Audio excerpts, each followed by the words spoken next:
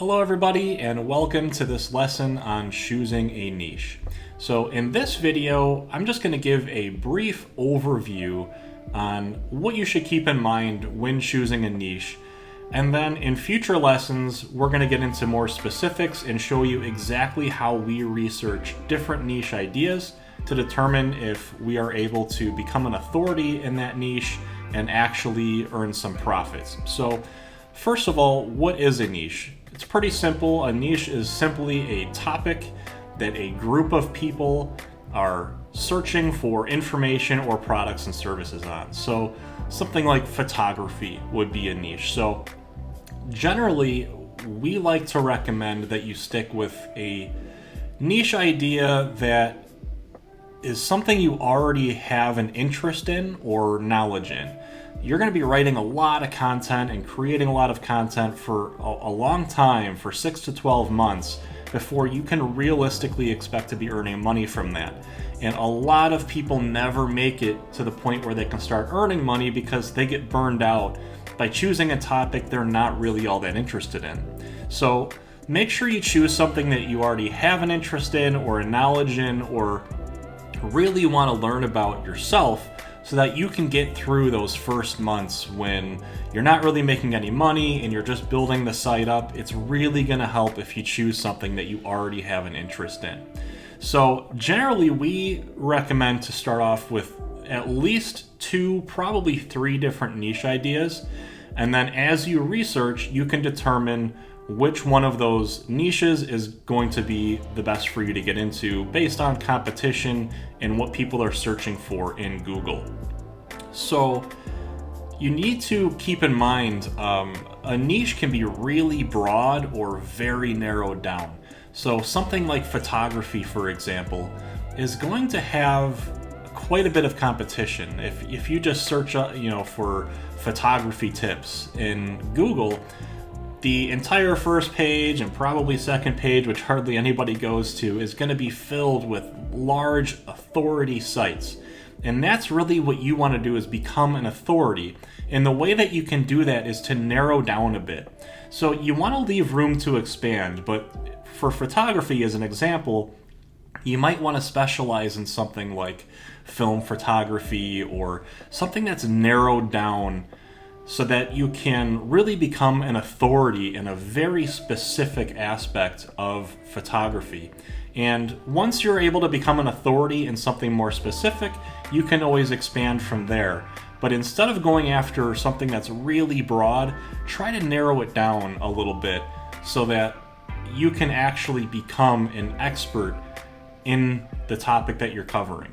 So you need to find a sweet spot. You can't be too broad, but you can't be too narrow. And luckily, we use KW Finder, which in future lessons, we're going to show you how to research finding that sweet spot. So just keep in mind that you may need to go more broad or more narrow than your original idea, but finding that sweet spot is going to be really important, and we're going to show you how to do that in just the future lessons here. So how do you determine if your niche can be profitable? The first thing that you really want to do is actually look for competition.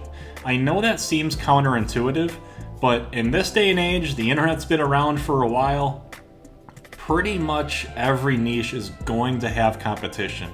If your niche does not have competition, that probably means that it is not profitable.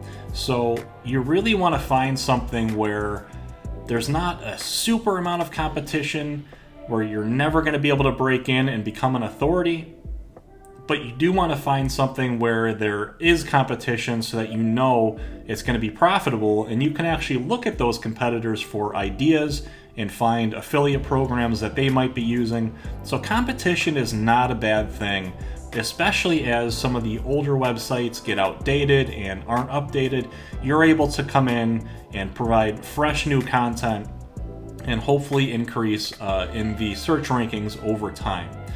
Now, I personally prefer finding digital products to sell. They generally pay better. Usually I look for something that pays 25% or more.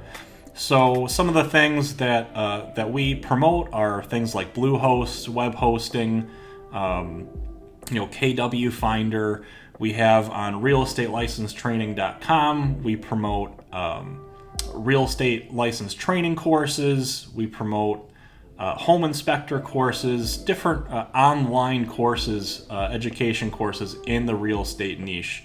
And same with some of my driving sites like DrivingSchoolExpress.com, where I promote online driver's ed, online traffic schools. So these are digital products, and there are so many out there. Even if you do get into something like photography, there are probably courses that you can promote that pay pretty well. So try to find something that's a digital product. If you do want to go with a physical product, it's best to try to find something that's a little bit pricier, at least $100, because a lot of the physical products out there are only going to pay maybe like 6%. The Amazon Associates affiliate program, pays 5 or 6%.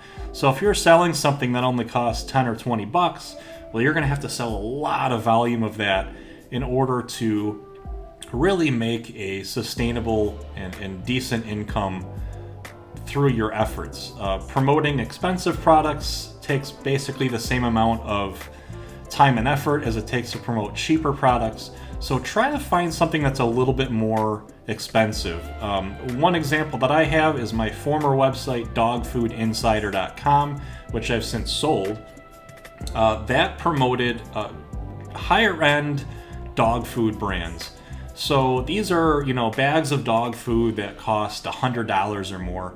And, I was only getting about a 6% commission, but by going through the Amazon Associates affiliate program, they would not only buy that dog food, but Amazon is very good at selling other products while people are on the site. You just get them over to Amazon, and within 24 hours, whatever they add to their cart, I will get a commission on. So it was really kind of fun to go in and look at some of the things that I was getting commissions on, because a lot of them wouldn't even be related to dog food. They get over to Amazon and say, oh yeah, I need to buy this other thing.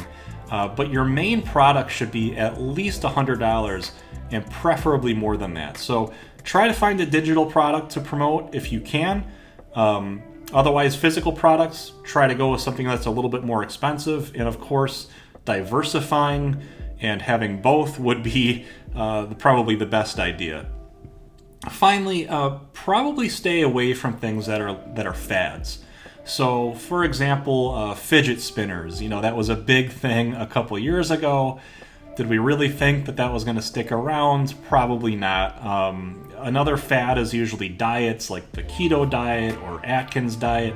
They tend to get really popular and gain momentum, and then it drops off, and another fad comes in and takes its place. So try to stick with something that is going to be around for a while and has already been around for a while, and it isn't something that's brand new and is just going to end up being a fad that fades off over time.